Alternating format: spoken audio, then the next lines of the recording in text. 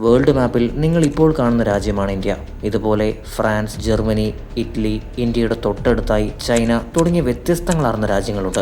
അങ്ങനെ മുന്നോട്ട് പോയാൽ നോർത്തിലായി നമുക്ക് വളരെ വലിയൊരു പാച്ച് കാണാൻ സാധിക്കും. എന്തോ ലോകം മുഴുവൻ ഒരൊറ്റ രാജ്യം കീഴടക്കിയതുപോലെ. ഈ രാജ്യത്തെ ഇന്ന് നാം റഷ്യ എന്നാണ് വിളിക്കുന്നത്.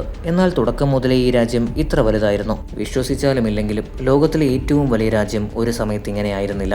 പല വിഭാഗങ്ങളായി വിഭജിക്കപ്പെട്ട ഗ്രാമങ്ങളായി, നദികളായി, നാടുകളായി, കാടുകളായി നിന്നിരുന്ന ഒരു പ്രദേശമായിരുന്നു റഷ്യ. വലിയ പ്രദേശങ്ങളോ സാമ്രാജ്യത്വ ശക്തികളോ ഒന്നും റഷ്യക്കുണ്ടായിരുന്നില്ല. പിന്നീട് എന്താണ് ഇവിടെ സംഭവിച്ചത്? എന്ത് നാശമായിരുന്നു ഇവിടെ വന്നു ചേർന്നത്? നഗരങ്ങളും ഗ്രാമങ്ങളും കത്തി നശിക്കുകയും ആയിരക്കണക്കിന് ജനങ്ങൾ മരണപ്പെടുകയും ചെയ്തു.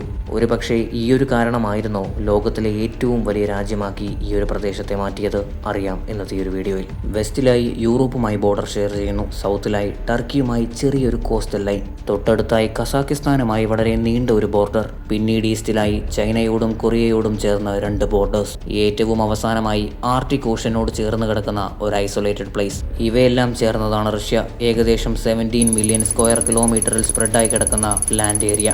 ഇന്ത്യയേക്കാൾ 5 മടങ്ങും അമേരിക്കയേക്കാൾ 2 മടങ്ങും വലിപ്പം. ഈ ഒരു ലാൻഡ് ഏരിയയിൽ തന്നെ ഏകദേശം 11ലധികം ടൈം സോണുകളുണ്ട്.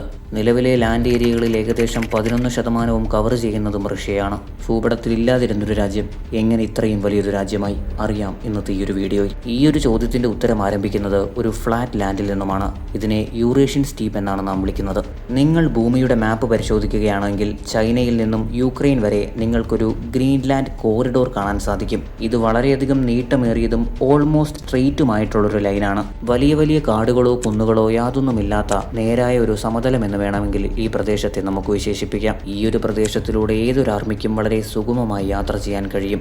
ഒരുപക്ഷെ ഈ നാച്ചുറൽ ഹൈവേ ആകാം അന്നത്തെ റഷ്യയുടെ ഏറ്റവും വലിയ നൈറ്റ്മെയറായി മാറിയത്. 13-ാം നൂറ്റാണ്ടോടുകൂടി ലോകം മുഴുവൻ മംഗോൾ സൈന്യം ഭീതി പരത്തിയിരുന്ന കാലഘട്ടം. പ്രകൃതിദത്തമായി സംരക്ഷിക്കപ്പെടാത്ത ഒരു പ്രദേശം അവരുടെ കണ്ണിൽ പെടുകയാണ്. പറയാൻ വലിയ കാടുകളോ കുന്നുകളോ തണുപ്പേറിയ പ്രദേശങ്ങളോ ഇല്ലാത്തൊരു സ്ഥലം. മറ്റു പ്രദേശങ്ങളെ അപേക്ഷിച്ച് പെട്ടെന്ന് തന്നെ തങ്ങളെ കൊണ്ട് കീഴ്പ്പെടുത്താൻ കഴിയുന്നൊരു പ്രദേശം. ഇന്നത്തെ മോഡേൺ റഷ്യ സ്ഥിതി ചെയ്യുന്ന ഈ ഒരു പ്രദേശം അവർ കണ്ടപ്പോൾ തങ്ങൾക്ക് ഇവിടെ വളരെ എളുപ്പത്തിൽ ആധിപത്യം സ്ഥാപിക്കാൻ കഴിയുമെന്ന അവരുടെ വിശ്വാസമാണ് റഷ്യയുടെ ആരംഭത്തിന് കാരണമായത്. പ്രധാനമായും സ്ലാവിക് ട്രൈബൽ ലാൻഡും കിവാൻ റൂസ് എന്ന എംപയറും. ഈ ഒരു എംപയർ ആയിരുന്നു പിന്നീട് മാസിവ് റഷ്യയായി മാറാൻ പോകുന്നതും. അവരുടെ കണ്ണിൽ ഈ ഒരു പ്രദേശം വളരെയധികം ദുർബലമാണ്. 1000 കിലോമീറ്ററോളം നീണ്ടു കിടക്കുന്ന വെറും ഗ്രാസ് ലാൻഡ്. പറയാൻ വലിയ കുന്നുകളോ കാടുകളോ ഒന്നും തന്നെ ഇല്ല. അതിനാൽ തന്നെ ഈ ഒരു പ്രദേശത്തെ തന്നെ അവർ മുതലെടുക്കുകയും അവിടെ ഉണ്ടായിരുന്ന ആളുകളെ കൂട്ടക്കൊല ചെയ്യുകയും ചെയ്തു. ഏതാനും വർഷങ്ങൾ കൊണ്ട് തന്നെ ഈ ഒരു പ്രദേശം കത്തിനശിച്ചു. ആരാധനാലയങ്ങളും കച്ചവട സ്ഥലങ്ങളും എന്നേക്കുമായി ഇല്ലാതായി. ആ കാലഘട്ടങ്ങളിൽ നടന്നു വന്നിരുന്ന മംഗോൾ ഇൻവേഷൻ ഒരു കാര്യം വ്യക്തമാക്കി: നിങ്ങളുടെ ഭൂപ്രദേശം പ്രകൃതിദത്തമായി സംരക്ഷിക്കപ്പെടാത്ത പക്ഷം നിങ്ങൾക്ക് ലഭിക്കുന്ന ശിക്ഷ മരണമായിരിക്കും.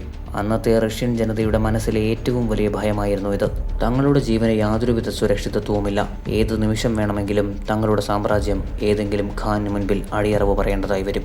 റഷ്യൻ ജനതയ്ക്ക് മനസ്സിലായി കഴിഞ്ഞിരുന്നു, തങ്ങൾ ജിയോഗ്രഫി കൺട്രോൾ ചെയ്യാത്ത പക്ഷം അത് തങ്ങളുടെ മരണത്തിന് കാരണമാകും. ഈയൊരു തിരിച്ചറിവാണ് ഈ ചെറിയ കിവാൻ റൂസ് എന്ന പ്രദേശത്തിൽ നിന്നും റഷ്യയിലേക്ക് ഈ ഒരു പ്രദേശത്തെ മാറ്റിയത്. മംഗോൾസിന്റെ അധീനതയിൽ റൂസിലെ ട്രേഡ് ലിങ്കുകളുമെല്ലാം എന്നേക്കുമായി ഇല്ലാതാകുന്നു. കച്ചവടം പഴയതുപോലെയാക്കാൻ മംഗോൾസിന്റെ സഹായത്തോടു കൂടി ഇവർ പുതിയ ഒരു നഗരം രൂപീകരിക്കുന്നു. മോസ്കോ എന്ന പേരിൽ ആരംഭിച്ച ഈ ഒരു പ്രദേശം ഇന്ന് മോസ്കോ എന്നാണ് അറിയപ്പെടുന്നത്.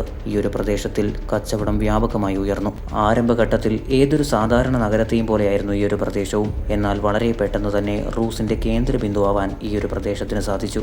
ജനസംഖ്യാ വർധനവും വ്യത്യസ്ത പ്രദേശങ്ങളിൽ നിന്നുള്ള വാണിജ്യരുടെ വരവും ഈ ഒരു പ്രദേശത്തെ റഷ്യയുടെ കേന്ദ്രമാക്കി മാറ്റിയെന്ന് വേണമെങ്കിൽ പറയാം. ഇതിനു പുറമെ 3 പ്രധാന കാര്യങ്ങൾ ഈ ഒരു പ്രദേശത്തെ വളരെയധികം ശക്തിശാലിയാക്കി മാറ്റി. ഇതേ കാരണങ്ങൾ ഒരു സമയത്തിന് ശേഷം മംഗോൾസിനെ പോലും ഇവിടെ നിന്ന് പുറത്താക്കിയെന്ന് പറയാം. മോസ്കോ നാച്ചുറലി പ്രൊട്ടക്റ്റഡ് ആയിട്ടൊരു പ്രദേശമായിരുന്നു. കാടുകളും നദികളും ഓപ്പൺ ബാറ്റിൽ ഗ്രൗണ്ട് ആവാൻ ഈ ഒരു പ്രദേശത്തെ അനുവദിച്ചില്ല. ഇതിനു പുറമെ ഈ ഒരു പ്രദേശത്ത് നടന്നു വന്നിരുന്ന ഫർ ട്രേഡ് സാമ്പത്തികപരമായി ഈ ഒരു പ്രദേശത്തെ വളരെയധികം ശക്തിപ്പെടുത്തി. നോർത്തിലെയും ഈസ്റ്റിലെയും ഫർ ഐറ്റംസ് ഇവിടെ വന്നതിന് ശേഷം മാത്രമായിരുന്നു യൂറോപ്പിലേക്ക് കയറ്റുമതി നടത്തിയിരുന്നത്. എന്നാൽ ഇതിനേക്കാളുമെല്ലാം ഉപരി എന്താണ് ഈ നഗരത്തെ സഹായിച്ചതെന്ന് ചോദിച്ചാൽ ഇവിടെ ഉണ്ടായിരുന്ന നേതാക്കളാണ്. ഏത് സമയത്ത് മംഗോൾസിനെതിരെ പ്രവർത്തിക്കണമെന്നും ഏത് സമയത്ത് അവരുടെ കൂടെ നിൽക്കണമെന്നും ഇവർക്ക് വളരെ നന്നായി അറിയാമായിരുന്നു. അങ്ങനെ പതിയെ ഈ ഒരു പ്രദേശം സാമ്പത്തികമായി വളരെയധികം വളർന്നു. മാറുന്ന ഓരോ ഡെക്കേഡ്സിലും ഇവരുടെ ജിയോഗ്രഫിക്കൽ എക്സ്പാൻഷൻ കൂടിക്കൊണ്ടേയിരുന്നു. പതിയെ മംഗോൾസിനെ പോലും വെല്ലുവിളിക്കാൻ കഴിയുന്ന ഒരു ശക്തിയായി ഇവർ വളർന്നു. അങ്ങനെ മംഗോൾസിനെതിരെ അവർ വിപ്ലവം ആരംഭിച്ചു. 15-ാം നൂറ്റാണ്ടിലെ മംഗോൾസിന്റെ തകർച്ചയും ആ സമയത്തുണ്ടായിരുന്ന വാക്യൂമുമാണ് ഇവരെ വളരാൻ അനുവദിച്ചത്. തങ്ങൾ മംഗോൾസിൽ നിന്നും സ്വതന്ത്രരാണെന്നും ഇനി അവർ ഞങ്ങളെ അറ്റാക്ക് ചെയ്താൽ പോലും നിഷ്പ്രയാസം അവരെ കീഴ്പ്പെടുത്താൻ കഴിയുമെന്ന വിശ്വാസം ഇവർക്കുണ്ടായിരുന്നു. എന്നാൽ ഇപ്പോഴും ഇവരുടെ മനസ്സിലൊരു ട്രോമയുണ്ടായിരുന്നു. എന്ത് കാരണത്താലാണ് മംഗോൾസ് ഞങ്ങളെ കീഴടക്കിയത്? തങ്ങളുടെ ഫ്ലാൻ ജിയോഗ്രഫി. ഇനി ഒരു സർപ്രൈസ് അറ്റാക്ക് ഉണ്ടാവാൻ പാടില്ല. അതിനായി ഞങ്ങൾ എക്സ്പാൻഡ് ചെയ്യണം. ഇവിടെ നിന്നുമാണ് യഥാർത്ഥത്തിൽ കഥ ആരംഭിക്കുന്നത്. മോസ്കോ എന്ന ഈ ഒരു പ്രദേശം മാത്രം സംരക്ഷിക്കപ്പെട്ടാൽ പോരാ, എല്ലാ പ്രദേശവും സംരക്ഷിക്കപ്പെടണം. അതിനായി തങ്ങളുടെ ഫേവറിൽ ജിയോഗ്രഫിയെ ബെൻഡ് ചെയ്യാൻ അവർ തീരുമാനിക്കുന്നു. ഏതാണ്ട് 16-ാം നൂറ്റാണ്ടോടുകൂടി റഷ്യയിൽ പുതിയൊരു ഭരണാധികാരി വരുന്നു, ഇവാൻ ദി ഫോർത്ത് അല്ലെങ്കിൽ ഇവാൻ ദി ടെറിബിൾ. ഏത് വഴിയിലൂടെയാണോ മംഗോൾസ് തങ്ങളെ കീഴടക്കിയത് ആ വഴി തന്നെ ആദ്യം ക്യാപ്ചർ ചെയ്യണം. ഏറ്റവും ആദ്യം തങ്ങളുടെ താഴെ, അതായത് വൾഗ റിവറിന് താഴെയായി ഉണ്ടായിരുന്ന 2 സാമ്രാജ്യങ്ങളെയും ഇദ്ദേഹം 1556 ക്യാപ്ചർ ചെയ്യുന്നു. ഈ 2 പ്രദേശങ്ങളെയും കീഴടക്കിയതോടുകൂടി വൾഗ നദിയുടെയും കൂടാതെ കാസ്പിയൻ സീയുടെയും പ്രദേശങ്ങളെ മുഴുവനായി കൺട്രോൾ ചെയ്യാൻ റഷ്യക്ക് സാധിച്ചു. അങ്ങനെ ആ ഒരു വീക്ക് പോയിന്റിനെ കൺട്രോൾ ചെയ്യാൻ അവർക്ക് സാധിച്ചു. എന്നാൽ ഈസ്റ്റ് സൈഡിൽ ഇതിലും വീക്കായ പല പോയിന്റുകളുമുണ്ട്. അതിന് പരിഹാരമായി അവർ കണ്ടത് എക്സ്പാൻഷൻ തന്നെയാണ്. മുന്നോട്ടുള്ള എക്സ്പാൻഷനിൽ അവരെ ആദ്യം തടഞ്ഞത് ഉറാൽ മൗണ്ടൻ റേഞ്ചസ് ആണ്. ഈ ഒരു മലയ്ക്ക് പിന്നിലായി സൈബേരിയയിലെ തണുത്തുറഞ്ഞ പ്രദേശങ്ങളാണ്. പ്രധാനമായും ജനസംഖ്യ കുറവും വളരെയധികം വേസ്റ്റ് ലാൻഡുമായി കണ്ടിരുന്ന ഒരു പ്രദേശം കൂടിയാണിത്.